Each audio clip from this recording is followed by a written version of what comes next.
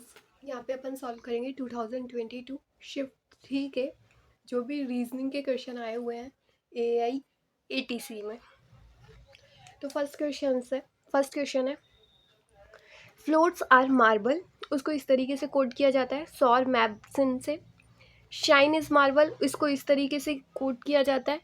Floor as shine को इस तरीके से कोड किया जाता है। तो एज का बताना है अपन को कि एज को किस तरीके से कोड किया होगा, एज का मीनिंग क्या होगा एज का, है ना। तो देखिए इन दोनों में से कॉमन क्या आ रहा है, मार्बल आ रहा है ना। तो यहाँ पे भी जो कॉमन होगा वही मार्बल का मीनिंग होगा। तो मार्बल का यहाँ पे कॉमन क्या है, सिन। तो मार्बल का मीनिंग तो शायद मार्बल का मीनिंग जो है वो है सिन, है ना, सिन, है ना। इसी तरीके से आप इसमें देखिए इन दोनों में से कौन सा शाइन कॉमन आ रहा है, शाइन। तो इन दोनों में से शाइन का मीनिंग, इन दोनों में भी कॉस आ रहा है ना, शाइन इनमें आ रहा है तो कॉस इसमें आ रहा है, तो शाइन का मीनिंग कॉस होगा। SHINE, शाइन का मीनिंग होगा ये कॉस, COS, कॉस, है ना। दोनों में सेम आ रहा है ना, शाइन भी इसमें सेम आ रहा है, कॉस भी इसमें सेम आ रहा है, तो शाइन का मीनिंग कॉस होगा, है ना। तो शाइन का मीनिंग तो कॉस है, तो कॉस तो हो नहीं सकता, ये तो हो गया। सौर और फॉल में से होगा। अब देखिए सौर इसमें कॉमन आ रहा है, मतलब देखिए फ्लोर्स एज शाइन और फ्लोर्स आर मार्बल में फ्लोर कॉमन आ रहा है, और इसमें भी फर्स्ट और थर्ड में भी सौर कॉमन आ रहा है। तो फ्लोर का मीनिंग होना हो जरूर सौर रहा होगा, ये फ्लोर का रहा होगा, है ना। कॉस का भी अपन ने देख लिया था, कॉस का हो नहीं सकता क्योंकि ये शाइन का है।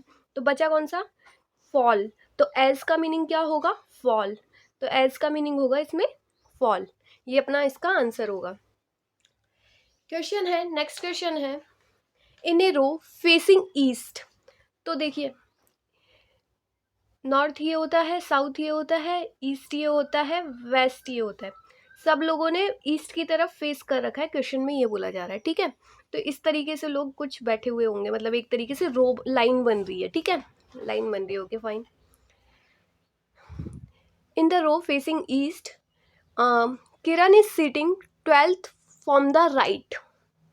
अब देखिए सब लोगों ने ईस्ट की तरफ फेस कर रखा है, तो ईस्ट की तरफ आप फेस करके बैठेंगे तो आपका ये ऊपर वाला लेफ्ट हो जाएगा और नीचे वाला राइट हो जाएगा, है ना, ऐसा हो जाएगा ना। तो इसमें क्या कहा गया है, Kiran is sitting 12th from the right. Kiran 12th from the right. तो यहाँ से किरण कहीं जहाँ बैठा हुआ है ना, किरण की जो प्लेस है वो 12th है। कहाँ से, पीछे से किरण की पोजीशन जो है वो 12th है। तो बेसिकली मैं ऐसे इसको ऐसे कर दूं, तो जो ये पीछे से है ना, ये राइट से, ये वाली राइट हुई ना, तो राइट से किरण की पोजीशन जो है वो 12th है, 12th पोजीशन पे बैठा हुआ है। तो मतलब इसके आगे 11 लोग बैठे हुए हैं, कुछ ऐसा है, ठीक है। फिर उसके आगे लिखा हुआ है and Vinay is sitting 15th from the left. और विनय जो बैठा हुआ है वो 15th फ्रॉम द लेफ्ट। तो विनय यहाँ से 15th पोजीशन पे बैठा हुआ है, विनय जो बैठा हुआ है वो 15th पोजीशन पे बैठा हुआ है, मतलब उसके आगे 14 लोग बैठे हुए हैं, ठीक है। And Kiran sits to the immediate left of Vinay. Kiran sits to the immediate left of Vinay. तो किरण जो बैठा हुआ है विनय के इमीडिएट लेफ्ट में बैठा हुआ है, तो मतलब विनय यहाँ पे बैठा हुआ होगा, तभी तो विनय के लेफ्ट में किरण बैठा हुआ होगा। तो बेसिकली विनय यहाँ नहीं बैठा होगा, विनय यहाँ बैठा हुआ होगा, तभी तो विनय के लेफ्ट में किरण आएगा। तो बेसिकली मेरा सीटिंग अरेंजमेंट कैसा बन रहा है, यहाँ किरण है, यहाँ विनय है, किरण की जो राइट से पोजीशन है, किरण की जो राइट से पोजीशन है वो 12th है, वो 12th सीट पे बैठा हुआ है किरण। और जो विनय है वो यहाँ पे बैठा हुआ है, जो कि यहाँ से उसकी पोजीशन 15th है।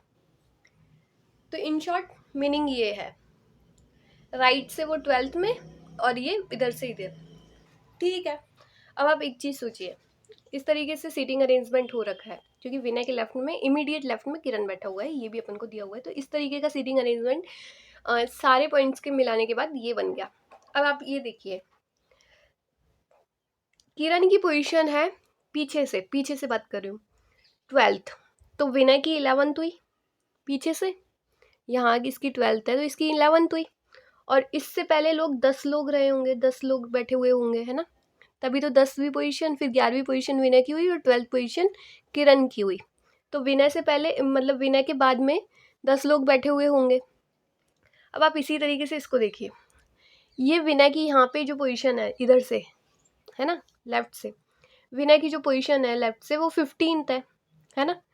तो ये 14th हुई किरण की, और इससे पहले 13 लोग बैठे हुए होंगे, है ना। तो देखिए मैं पहले किरण से पहले वाले लोगों को गिन लूँ 13, और विनय से बाद वाले लोगों को गिन लूँ 10, और किरण और विनय ये 2 लोग हैं, इन 2 लोगों को गिन लूँ, कितने हो गए ये टोटल, ये 25 हो गया, ये है ना 25 हो गया। तो 25 लोग मेरे हिसाब से इस पूरी लाइन में बैठे हुए होंगे, है ना। तो यही पूछा गया है इसमें, how many peoples are sitting in a row, तो वो 25 हो गया। अभी बताया कैसे हुआ, कौन राइट में बैठा है, कौन लेफ्ट में बैठा है, कौन सी पोजीशन पे बैठा है, उसको एनालाइज करके आपको बताना है। नेक्स्ट क्वेश्चन, 6 फ्रेंड्स, 6 लोग हैं, 6 फ्रेंड्स हैं, संध्या, कनिका, जयंत, विनायक, प्रियंका, अंशु, है ना। और ये सब सर्कुलर टेबल पे बैठे हुए हैं, है ना। तो बेसिकली 6 फ्रेंड्स हैं, यहाँ पे मैं इसका सर्किल बना देती हूँ, है ना।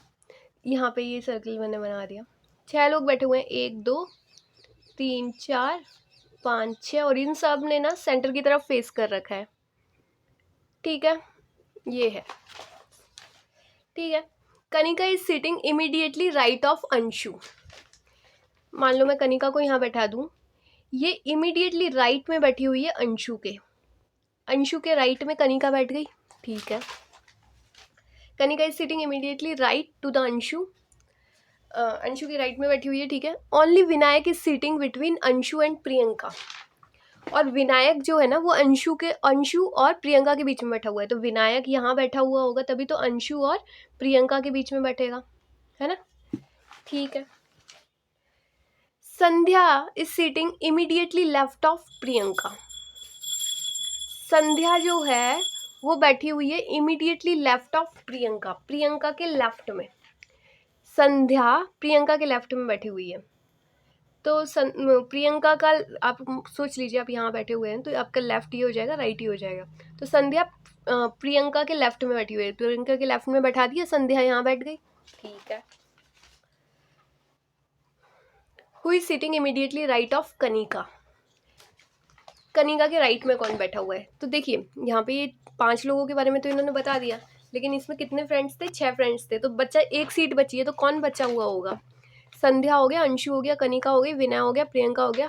तो संध्या हो गई, कनिका हो गया, तो जयंत बचा, है ना, विनायक हो गया, प्रियंका हो गया, अंशु हो गया, तो जयंत यहाँ बैठा हुआ होगा, है ना, जयंत यहाँ बैठा हुआ होगा।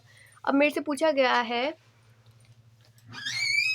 प्रियंका के लेफ्ट में कौन बैठा हुआ है, नहीं, who is sitting immediately right of Kanika, Kanika के राइट में कौन बैठा हुआ है, कनिका के राइट में कौन बैठा हुआ है, जयंत बैठा हुआ है ना कनिका के राइट में, तो ये इस तरीके का ये क्वेश्चन सॉल्व हो गया, तो जयंत इज द आंसर। अब नेक्स्ट क्वेश्चन इसमें देखते हैं, 6 स्टूडेंट, अगेन सर्कुलर टेबल का है, तो अगेन एक मैं सर्कुलर टेबल बना देती हूँ, 6 स्टूडेंट्स को बैठाना है, ठीक है, सबने सेंटर की तरफ फेस कर रखा है।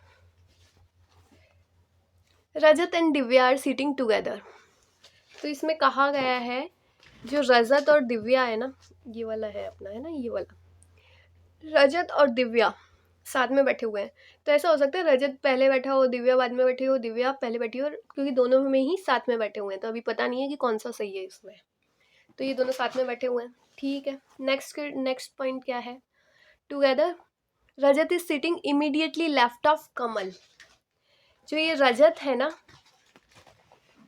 ये जो रजत है ना कमल के लेफ्ट में बैठा हुआ है, तो देखिए अगर मैं यहाँ पे कमल के लेफ्ट में, देखिए कमल का राइट में वो होगा यहाँ पे रजत, लेकिन मैं ऐसे कर दूँ तो कमल के लेफ्ट में रजत बैठ गया, तो ये वाला ही होगा, ऐसा तो ये वाला पैटर्न तो नहीं होगा, क्योंकि कमल के राइट में बैठना पड़ेगा फिर रजत को, नहीं मेरे को कमल के लेफ्ट में बैठाना है रजत को, तो ये वाला ही पैटर्न बनेगा, तो ये हुआ सही, ठीक है, इस तरीके के बैठे हुए होंगे। फिर अब मैं इनको एक काम करती हूँ, ये जो तीनों मेरे को ये मिला है ना ये पैटर्न, इसको लगा देती हूँ, आर डी और के, इस तरीके से ये लोग बैठे हुए होंगे। ठीक है ना। अब इसमें क्या लिखा हुआ है, लेफ्ट ऑफ कमल ये हो गया। Who is sitting second of the left of Vinay, Vinay के सेकंड लेफ्ट में कौन बैठा हुआ है। अब यहाँ पे मैंने विनय लिखा हुआ है क्या, नहीं, लेकिन इसमें ये कह रहा है मुझे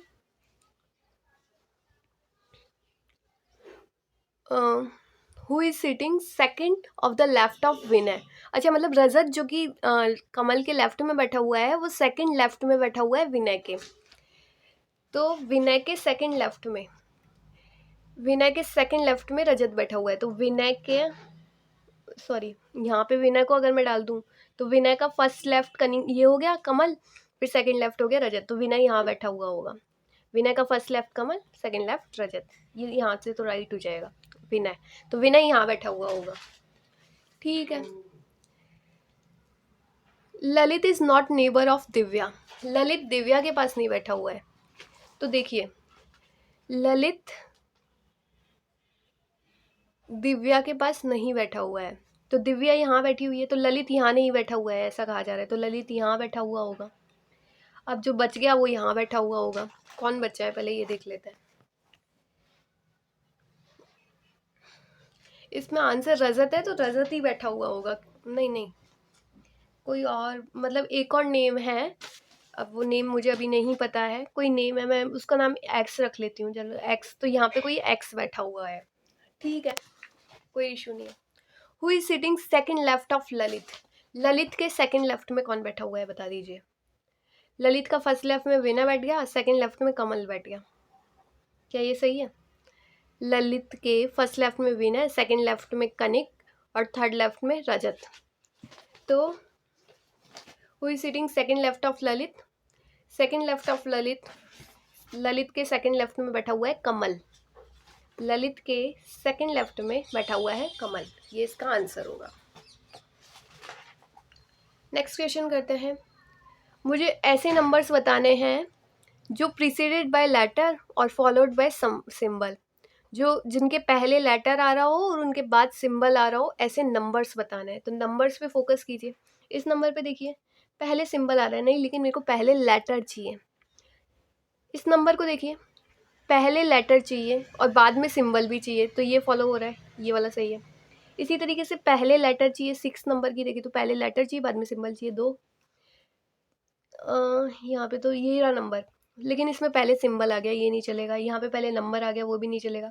यहाँ पहले लेटर तो आ रहा है लेकिन बाद में सिंबल नहीं आ रहा है, तो 2 ही पैटर्न बने, इसका आंसर हो गया 2।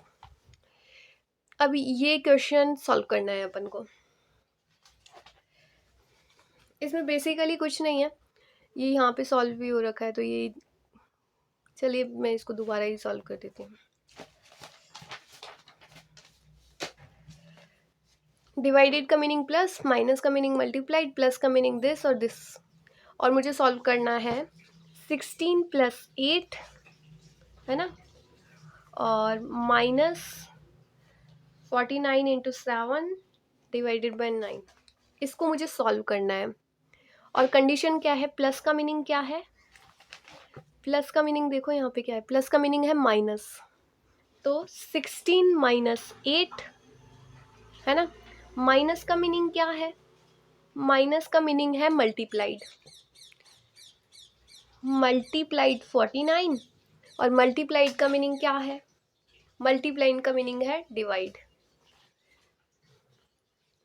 मल्टीप्लाइड का मीनिंग है डिवाइड, और डिवाइड का मीनिंग क्या है, डिवाइड का मीनिंग है प्लस, डिवाइड का मीनिंग है +9।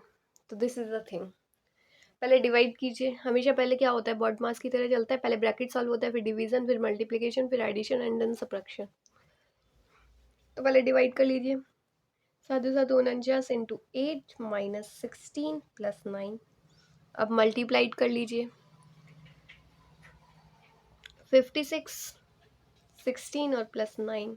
मल्टीप्लिकेशन के बाद एडिशन करते हैं, एडिशन कर लीजिए, 16 एडिशन कहाँ कहाँ होगा,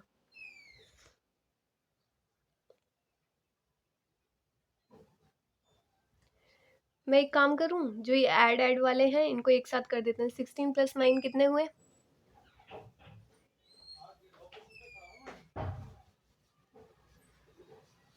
ये हो गए 25।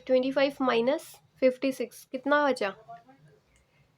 माइनस का ही आंसर आ रहा है 1 और ये आ रहा है 3। आंसर आया 31। बॉड मास अप्लाई कीजिए, ब्रैकेट सॉल्व कीजिए, फिर डिवीजन, फिर मल्टीप्लिकेशन, फिर एडिशन एंड देन सब्ट्रैक्शन, और आपको मिल जाएगा -31। -31 is the answer for this. ठीक है। A certain number of the people are sitting in a row facing north. तो कुछ लोग बैठे हुए हैं, हम ये देखिए, ऊपर होता है नॉर्थ, नीचे होता है साउथ, यहाँ होता है ईस्ट और यहाँ होता है वेस्ट। कुछ लोग बैठे हुए हैं नॉर्थ की तरफ फेस करके, तो मतलब कुछ लोग ऐसे मुंह करके बैठे हुए हैं, आगे की साइड मुंह करके, है ना। अपना लेफ्ट और अपने राइट ही चलेगा इसमें। Only 3 person sits between R and Q. R और क्यू के बीच में 3 लोग बैठे हुए हैं। तो देखिए, आर और क्यू के बीच में 3 लोग बैठे हुए हैं। अब देखिए, एक कंडीशन तो ये हो सकती है, दूसरी कंडीशन ये हो सकती है कि क्यू और आर के बीच में इस तरीके से बैठे हुए हों, है ना। आर पहले भी हो सकता है, क्यू भी। इस तरीके से 2 लोग दो, मतलब 2 सीटिंग अरेंजमेंट हो सकते हैं। ठीक है। Only 2 people sit between P and R. P और आर के बीच में 2 लोग बैठे हुए हैं। तो देखिए, अगेन इसकी भी 2 कंडीशन बन सकती हैं। देखिए, यहाँ पे पहले पी बैठा हुआ हो, फिर यहाँ पे आर बैठ गया, और ये यहाँ पे इस तरीके से क्यू बैठ गया। या फिर एक दूसरी कंडीशन इसकी ऐसे बन सकती है कि आर बैठ गया यहाँ पे, यहाँ 2 लोग बैठे हुए ही हैं, यहाँ पी हो गया और यहाँ पे क्यू हो गया, क्योंकि पी, आर और क्यू के बीच में 3 लोग हैं और पी और आर के बीच में 2 लोग हैं। इस कंडीशन से ये 2 कंडीशन बन सकती है। और इससे क्या बन सकते हैं, इससे भी देखिए, एक कंडीशन तो ये बन सकती है कि यहाँ पी बैठा हुआ हो, तो ऐसे बन सकता है क्यू पी, फिर 2 लोग बैठे हुए हो, फिर आर। आर और पी के बीच में 2 लोग हो गए, क्यू और आर के बीच में 2 लोग हो गए। एक कंडीशन ये बन सकती है कि यहाँ की साइड वो बना हुआ हो, जैसे 3 लोग तो ये बैठ गए आर, और ये 2 लोग बैठ गए, ये तो आर हो गया और ये पी हो गया, पी, क्योंकि आर एंड पी के बीच में 2 लोग बैठे हुए हैं। ठीक है। तो ये 4 कंडीशंस बन सकती है, 1 2 3 4। ठीक है। T sits fourth to the right of R. T sits fourth to the right of R. R के फोर्थ राइट में P बैठा हुआ है। R के फोर्थ राइट में P बैठा हुआ है, यही बताया गया था ना। नहीं sorry, T sits fourth to the right of R. R के फोर्थ राइट, R के फोर्थ राइट में T बैठा हुआ है। तो R के फोर्थ राइट में T को बैठाइए। First right, second right, third right, fourth right में टी, यहाँ टी बैठा हुआ है, तो ये वाला कंडीशन तो हो नहीं सकता, क्योंकि यहाँ तो क्यू बैठा हुआ है। आर के फोर्थ राइट में first right, second right, third right, fourth right, ये वाली कंडीशन भी नहीं हो सकती है। आर के फोर्थ राइट में ये वाली हो सकती है, 1 first right, second right, third right और फोर्थ राइट में टी बैठा हुआ है आर के फोर्थ राइट में। और यहाँ पे भी हो सकती है, ये वाली कंडीशन भी हो सकती है, आर का first right, second right, third right और फोर्थ राइट में टी बैठा हुआ हो, ये भी पॉसिबिलिटी है। तो ये 2 कंडीशंस अभी भी बन सकते हैं। अब देखते हैं कौन सा किस में क्या बनता है। ठीक है।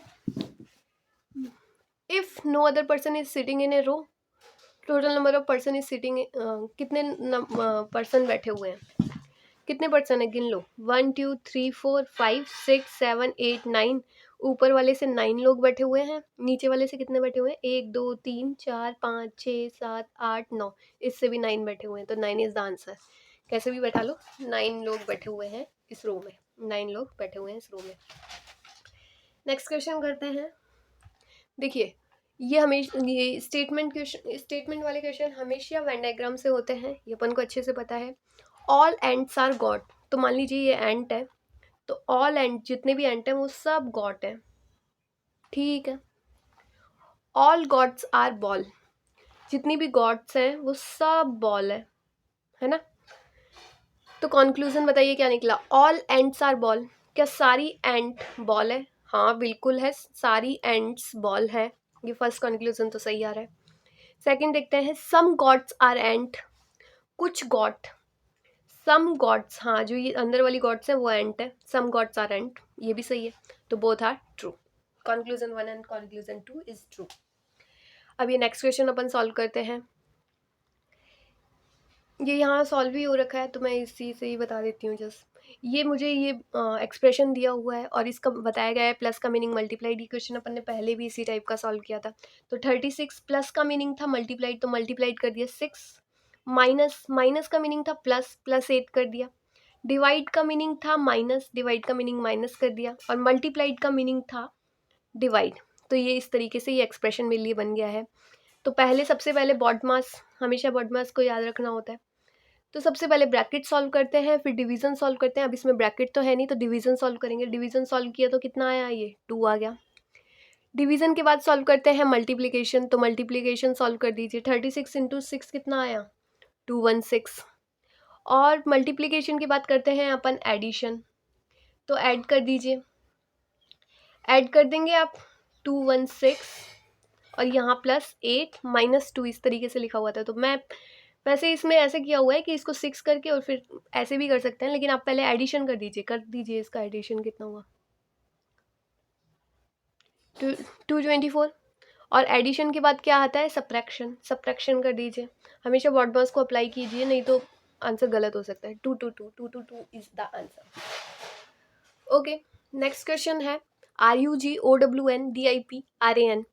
ये सब अपन को, मेरे को कुछ वर्ड्स दे रखे हैं। If last letter is replaced by E, तो ये जो जी है ना, इसकी जगह मैं ई लिख दूँ तो क्या बन जाएगा, RUE, है ना। इसी तरीके से OWE, DIE, डाई, मरना, है ना। RAE, तो देखिए RAE कोई वर्ड नहीं होता है, लेकिन RUE भी अपने इंग्लिश में वर्ड है। OWE, DIE तीनों वर्ड्स हैं।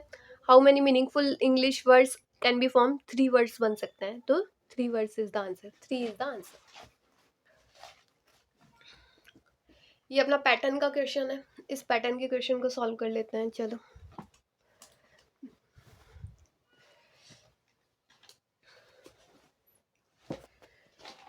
इस पैटर्न में पहले मैं फर्स्ट में पहले मैं एक एक ऑप्शन को लेके चलती हूँ।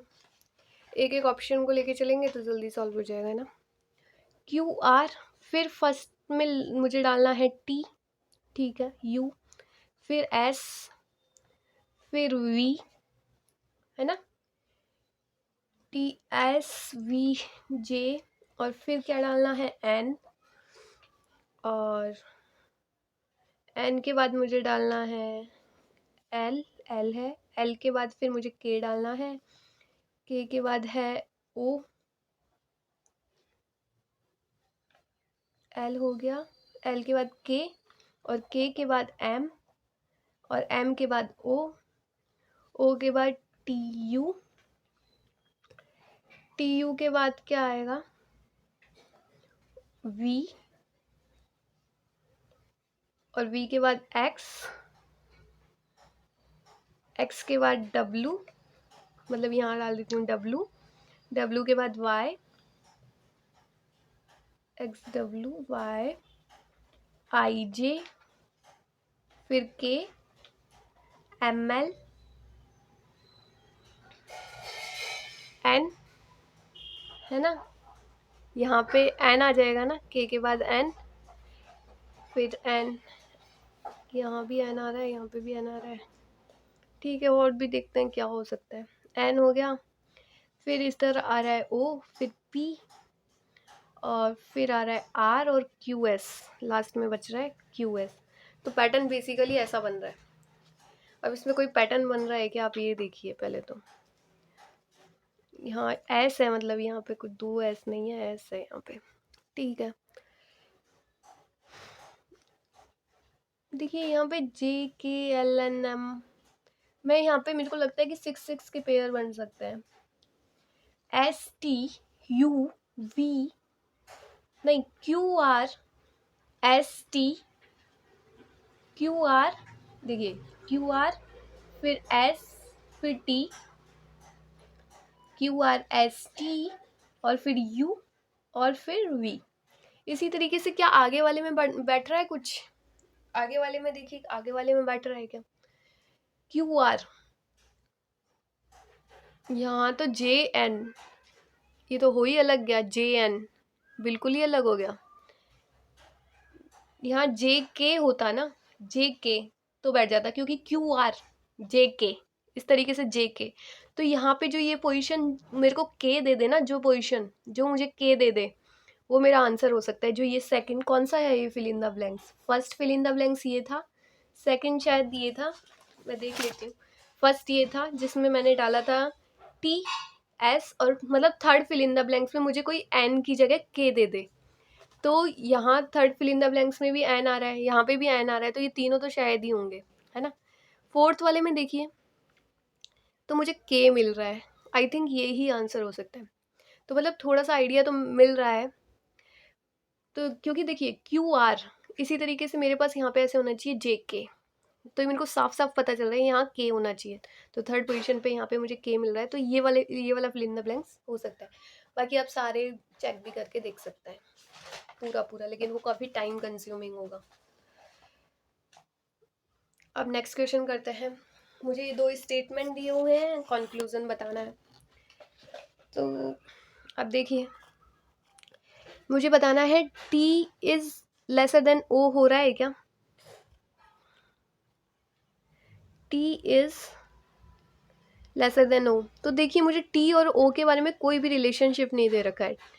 T का रिलेशनशिप मेरे को N के साथ दे रखा है, L के साथ दे रखा है, लेकिन ऊपर फिर मेरे को N और L के साथ कोई T का, मेरे को मतलब कोई T का O के साथ कोई रिलेशन नहीं मिल रहा। अगर मैं इन दोनों को भी जोड़ लूँ ना, तो पहली बात तो मैं जोड़ूंगी कैसे? तो T का लेसर देन O, मुझे इसके बारे में कोई इन्फॉर्मेशन नहीं मिल रही है। Second, O is greater than T। Again O और T को मैं कैसे कंबाइन करूँ, मुझे कुछ, ये दोनों भी मेरे लिए कंबाइन करना हो ही नहीं सकते ये, क्योंकि यहाँ पे L और M है, तो अगर L और M के बारे में भी कोई इन्फॉर्मेशन होती तो भी शायद मैं ऐड कर लेती। तो T और O के बारे में और O और T के बारे में मुझे कोई इन्फॉर्मेशन नहीं मिल रही है, तो मेरे हिसाब से ये दोनों ही सही नहीं होंगे, नाइदर वन और not two. Next question, A is a brother of B and C। तो देख लीजिए, A जो है, A ये ब्रदर है B और C के, B और C के। अब ये पता नहीं है सिस्टर हैं ये दोनों या ब्रदर हैं, कोई भी हो सकता है, लेकिन A तो ब्रदर है, ये तो पक्का हो गया। A is a brother of B and C। D is a mother of C and E। D is a mother of C और E। D जो है वो मदर है C और E की, तो मतलब एक और भाई रहा होगा D, और D is a mother of C और E, तो मतलब ये 4 भाई बहन रहे होंगे, लगने देखने में तो ऐसा ही लग रहा है।